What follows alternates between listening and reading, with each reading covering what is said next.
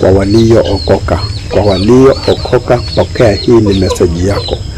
Message kwa waliookoka ni kwamba tambua kwamba mwili wako ni sehemu takatifu. Tunaweza ita kama bingu ambayo inayolea Kristo Yesu. Maana mahali Kristo anakaa panaitwa bingu, mahali patakatifu, mahali pana utukufu.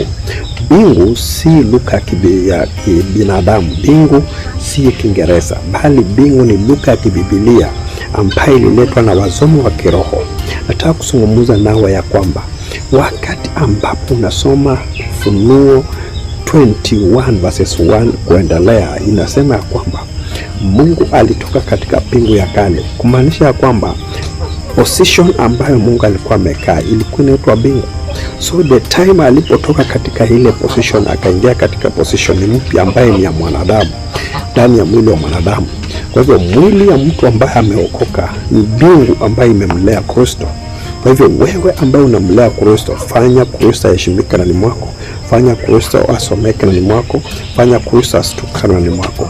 Watu wasianze kuulizana kama kweli ako ndani, waje wakamsome kama venye walisoma Petro, akasema he look like, he move like him, he talk like him.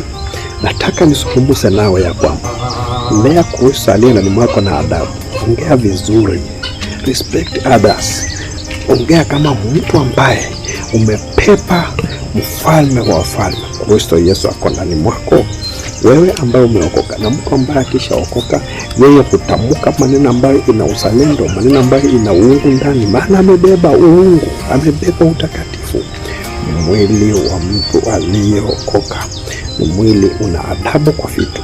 Mwili unaweza kuokoka vitu fulani. Kuna vitu unaweza kufanya, kuna vitu huwezi sifanya. Na unapo respect aliye ndani mwako, utampendeza Mungu kweli.